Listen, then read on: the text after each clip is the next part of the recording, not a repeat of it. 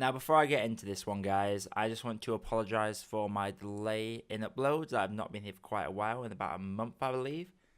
Reasons being is had to renew my editing software, and I just kind of fell behind on payments because money stuff sort of cut up on me a bit. But I'm back now, so without further ado, we're going to get straight into the review.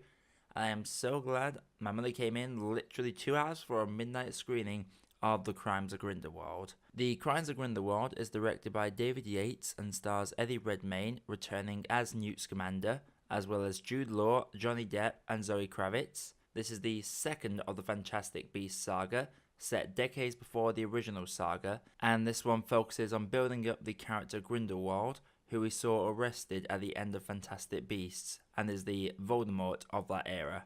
Now, I am a huge Harry Potter fan, and grew up reading the books, and as such I became a bit of a book elitist, which as a result meant I really enjoyed the first 4 Potter films, but absolutely loathed the final 4 films. So when I went to watch the first Fantastic Beasts film, I was skeptical, but thankfully that film was highly enjoyable, and it made me fall in love with the Wizarding World all over again, with its original story and Easter eggs that was straight from the source material, so I was really excited for this film. And coming out of it, I have conflicting emotions. Let's start off with the good stuff, because there was plenty that I enjoyed. For starters, Grindelwald is already a much better villain than Voldemort. The way his character is fleshed out, and the way he is written, is like a puppet master.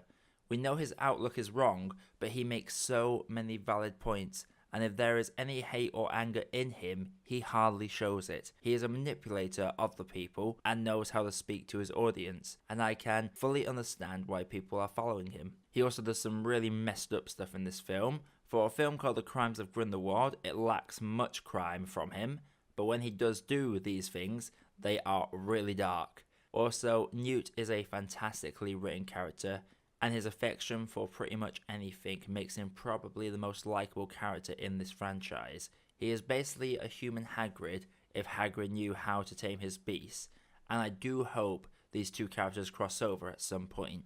The creatures and effects looked marvellous as always, and the new beasts introduced blend perfectly well with the world that they are in, and the magic just gets better and better as technology progresses. Though I do have to wonder how everyone is oblivious to the witches and wizards with the amount of public displays and destruction that are put on in this saga.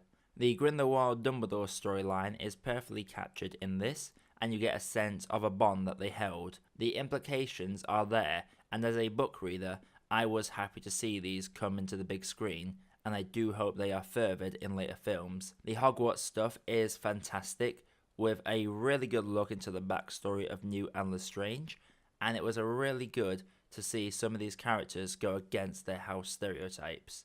Now, as much as I enjoyed all that and it was great, there are a few things that irked me, but for this review I'll be keeping the spoiler stuff out, and I will only be talking about the non-spoilery aspects. For one, this film does feel a bit crammed, and the pacing can be quite jarring, with character motivations constantly changing. With the original series, it is predominantly Harry with Hermione and Ron getting their share of their development, but the vast majority of the story is told from Harry's perspective. With this series, we have about 8 or 9 characters that are all jostling for development and screen time, with some of the standouts from the original being pushed to one side and given minimal screen time. I don't feel that we got enough of Jacob or Tina in this, and even Grindelwald, whilst amazing every time he's on screen, really seems to lack focus. I would be lying if I said this film could stand on its own, as it is essentially a massive set of filler. With the first movie, it feels like it stands on its own, but with this one, it feels like a prequel chapter to something bigger and grander later down the line, and that makes the film suffer considerably. Now, there are a few characters whose direction I really didn't like, which I will talk about in a spoiler review later down the line, and with the way the film finishes, it really annoyed me, but again, no spoilers. I'm just surprised JK wrote this, considering the canon that she has been setting up for over 2 decades now. As much as I liked how they addressed the Dumbledore Grindelwald story, there was an element that I didn't like, all due to how it changes the context of some of the source material. This is book reader me getting irked, which honestly left me astounded, as these films are effectively a blank slate, separate to the original books, yet these films still manage to mess some things up. Also, can we stop with the inconsistent death thing? It seems that half the deaths are corpses and half just turn to ash, and the ash deaths are just as stupid as they were in Deathly Hallows Part 2. Looping back to some positivity now, the film is filled with solid performances. Eddie Redmayne was pretty much born to play Newt, and his awkwardness and conviction are truly captivating. I just love his casting.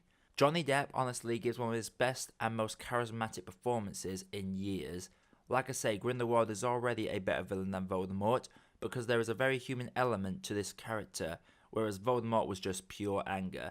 And Johnny Depp has been perfectly cast. The actress who plays the young Letta Lestrange at the Hogwarts flashback sequence, Thea Lamb, comes out of nowhere to give one of the most heartfelt performances in this. And I do hope she isn't just overlooked by people watching this. This is only her second movie, so well done to her. Jude Law, I had reservations about him playing Dumbledore, but honestly he did an okay job as a younger Dumbledore. And I can believe this is a younger version of the Michael Gambon version, because the sassiness is there, but there's also the vulnerability. So, well done Jude, you proved me wrong. Overall, I was not as big a fan of this as the first one, but I did like it more than the last 4 Potter films.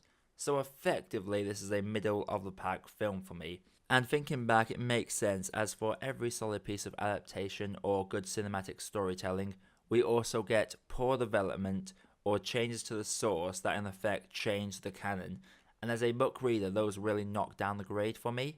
The Crimes of Grindelwald is an okay cup of tea. So guys, it does feel good to be back, and if you have seen The Crimes of Grindelwald, let me know what you thought down in the comments below. Hit subscribe and that bell for notifications of more reviews coming all the time. This is That Spikehead Podcast, signing off.